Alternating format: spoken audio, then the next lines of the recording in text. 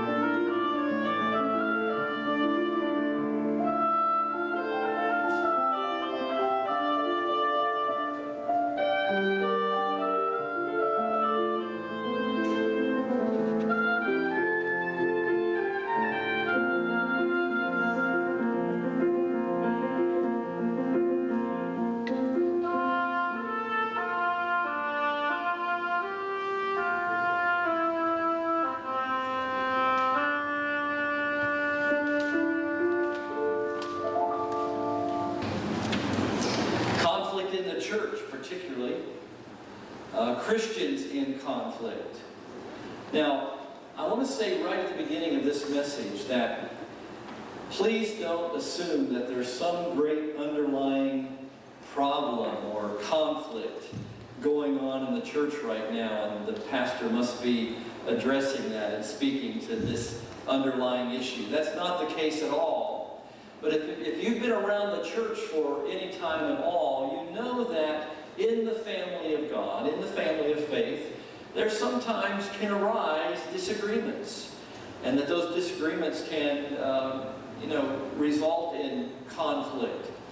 And unfortunately, I'm sad to say that in many churches, this church certainly, not to be excluded from that, those conflicts have resulted in people being becoming angry, being disillusioned, getting upset, in some instances maybe even leaving the church. And that's always unfortunate. But this is a part of human nature. This is a part of human relationships. And so we should not be too surprised by that. Our text this morning is found in Acts chapter 15. And in Acts chapter 15, we find one of the first conflicts in the church, and particularly the early church. And up to this point, things have been going rather smoothly in the church. But all of a sudden, we find that there's a problem. I'm reading from Acts chapter 15, verse 36, starting with verse 36, and continuing through verse 41. Sometime later, Paul said to Barnabas, "Let us go back and visit the brothers in all the towns where we preach the word of the Lord, and see how they are doing." Barnabas wanted to take John, also called Mark, with them. But Paul did not think it wise to take him because he had deserted them in Pamphylia and had not, okay, we'll go down here, and had not, I'm sorry, I lost my place. Here we go. And had not continued with them in the work. They had such a sharp disagreement that they parted company. Barnabas took Mark and sailed for Cyprus, but Paul chose Silas and left, commended by the brothers to the grace of the Lord. He went through Syria and Cilicia, strengthening the churches. That's Acts chapter 15, verses 36 through 41. Now, let me see if I can just kind of set the stage here. First of all, this is Paul's first missionary journey. He and Barnabas and John Mark, I'll call him John Mark. He sometimes went by John, and he sometimes went by Mark, kind of like our own cameraman. I sometimes don't know what to call him. He goes by Dan, and he goes by Paul. So sometimes I just call him Dan Paul. By the way, he's doing a great job on the camera and the producing of our TV program.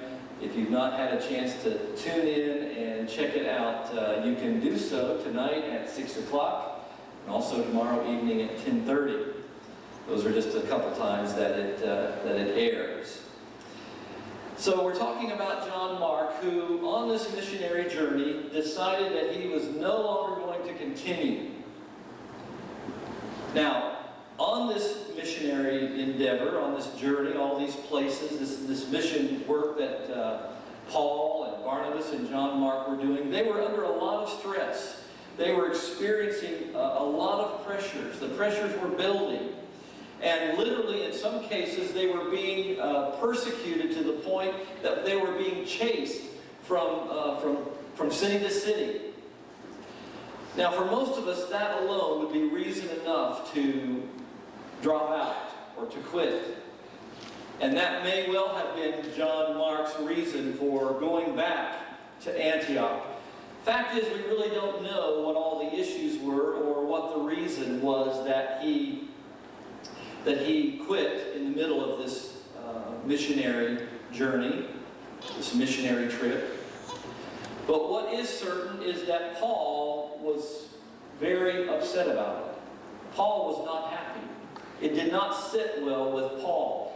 And because of that, now as they're planning to go back and revisit some of these churches, Paul did not want to take John Mark. Barnabas wanted to, but Paul did not want to take John Mark. He was refusing to take him. And as a result of this disagreement, it says that in the Greek uses some very strong language here. There arose among them a strong contention, a strong disagreement. And that strong disagreement ended up in a split, in a division that took place among them. Barnabas and John Mark sailed to Cyprus, and Paul asked his friend Silas to join him, and and by the way, Silas ended up being his companion for the rest of Paul's journeys through Acts. They sailed for Syria and Cilicia. Now, this is a difficult passage.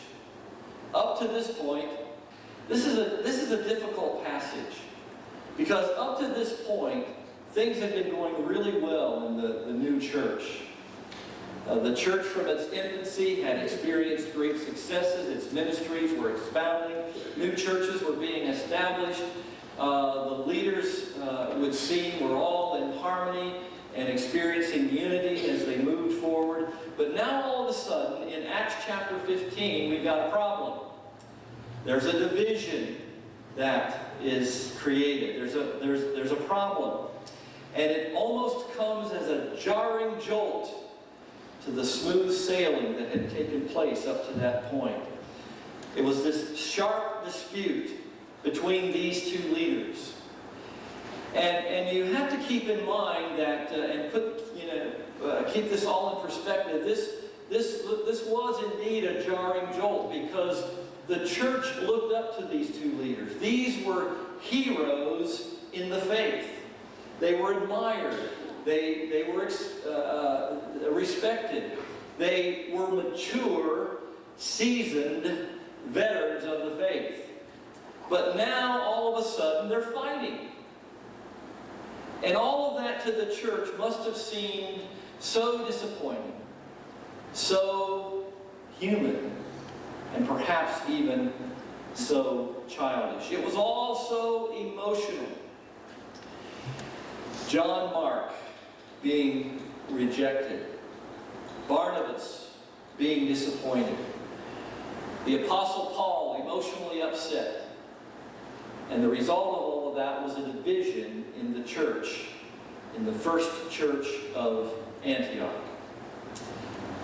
What do you do with a crisis like this? Especially if you are Luke, who is the author of Acts. Do you just ignore it? He certainly could have done that. It was a problem. It was so disappointing. And this problem in the church that resulted in this division is very much like most of the conflicts and divisions that take place in churches. It was over a really small thing that became a big thing. Most church splits, most conflicts in churches are not over doctrinal issues. They're not over theology. They're not over the things that perhaps really matter and are really important. Most often they are over simple things, little things that turn into big things, unfortunately. And then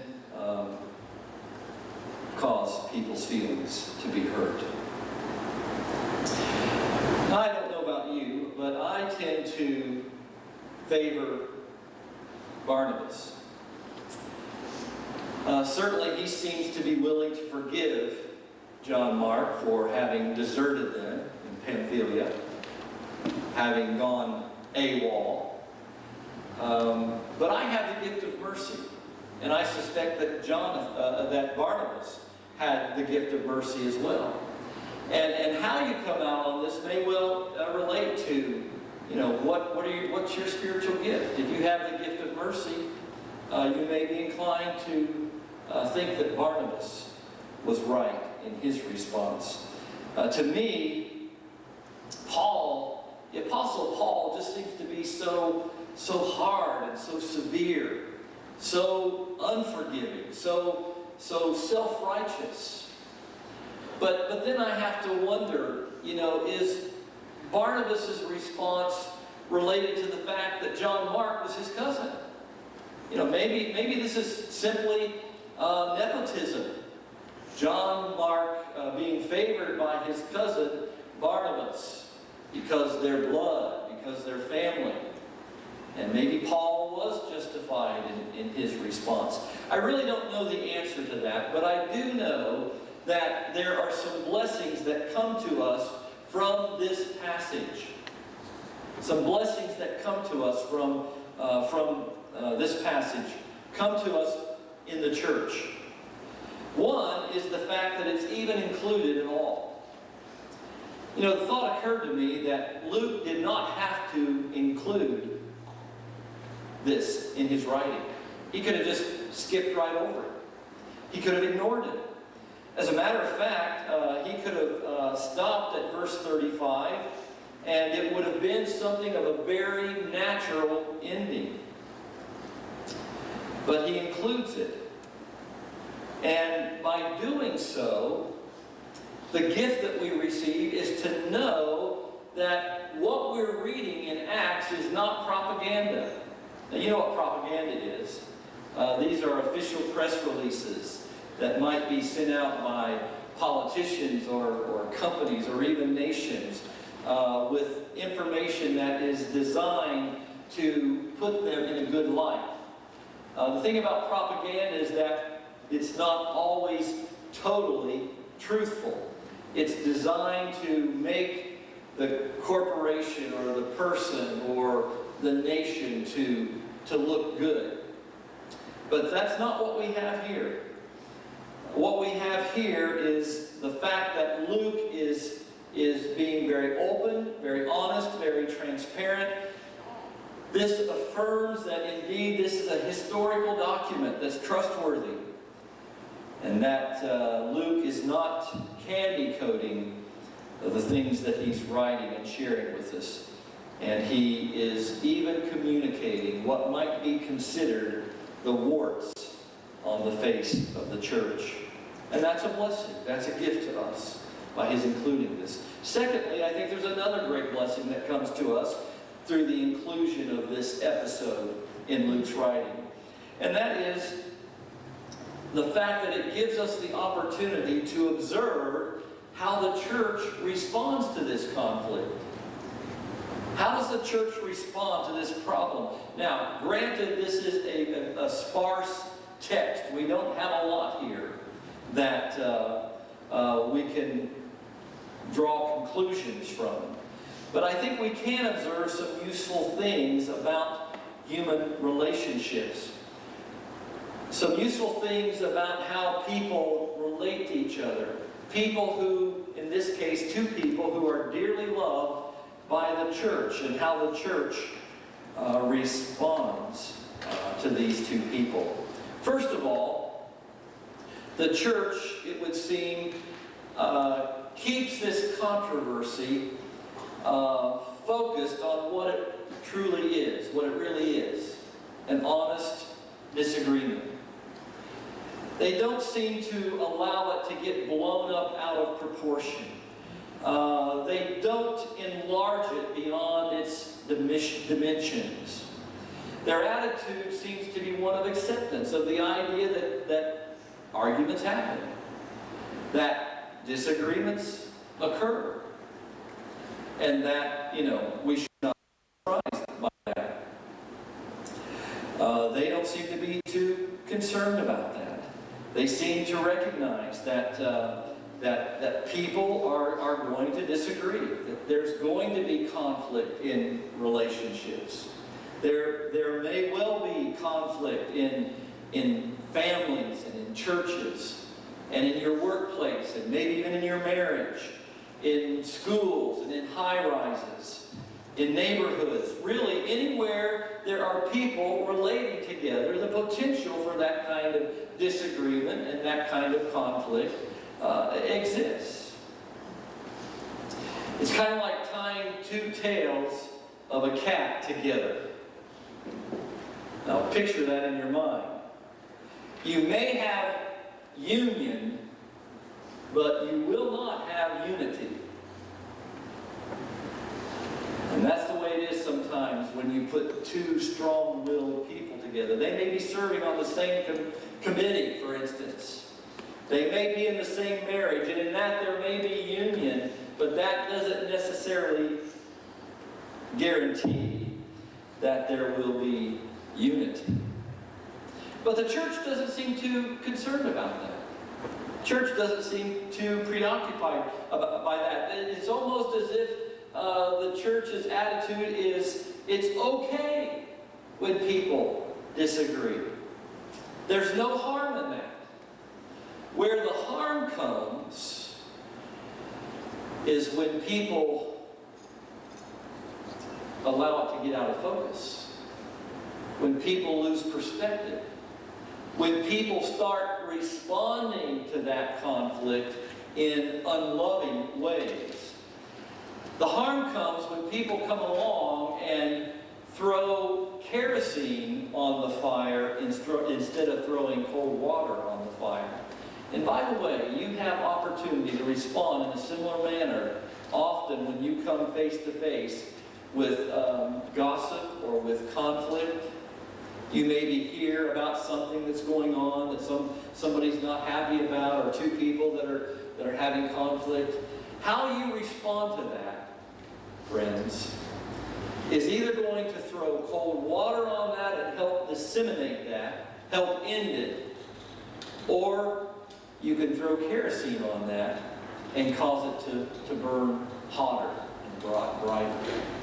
We need to think seriously about what our response will be to those kinds of circumstances. The second blessing that comes to us as we observe the church and how it responds is the church in Antioch, I think, handles the problem properly. They were able, it would appear at least, to differentiate between the ideas that were being communicated and the people that were communicating the ideas. And we don't always do that. Sometimes we think that if we reject the idea, we have to reject the person whose idea it is. We see that all the time in politics. And unfortunately, we sometimes see that in the body of Christ, in the church, and in other relationships. We need to differentiate between those two, and the church in Antioch seems to be able to do that. They differentiated between the ideas being communicated and the people communicating the ideas. The first church in Antioch faced this problem for what it was, an honest disagreement, and they didn't become involved in this 2-year conflict trying to determine who was right and who was wrong. Who was right? Who was wrong? The fact is, as in many arguments or many disagreements, both Paul and Barnabas had good ideas. Both perhaps probably had bad ideas. And so in that sense, they both were probably right and they both were probably wrong on some points. But the church doesn't seem to get too concerned about that, too caught up with that. They allow it to be just exactly what it is, an honest disagreement. And I think the church does a very smart and practical thing at that point. They commissioned both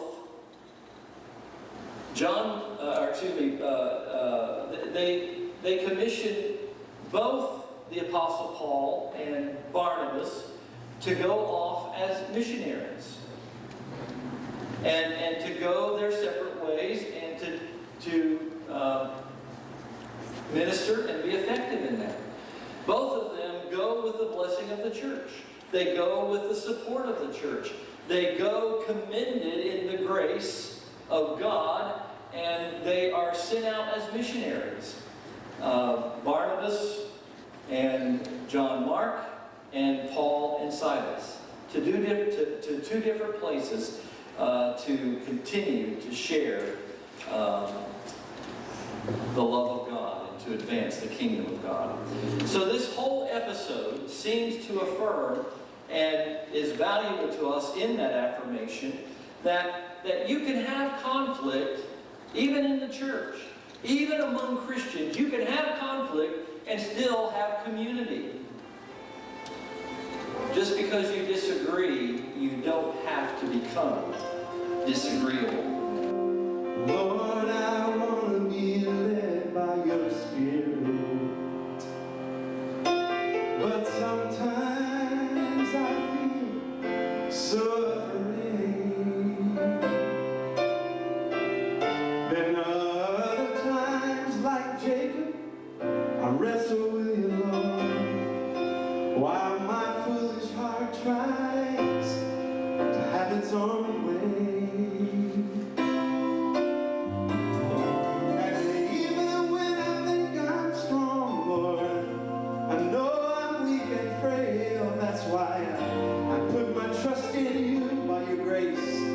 And you remind me of this promise that won't fade.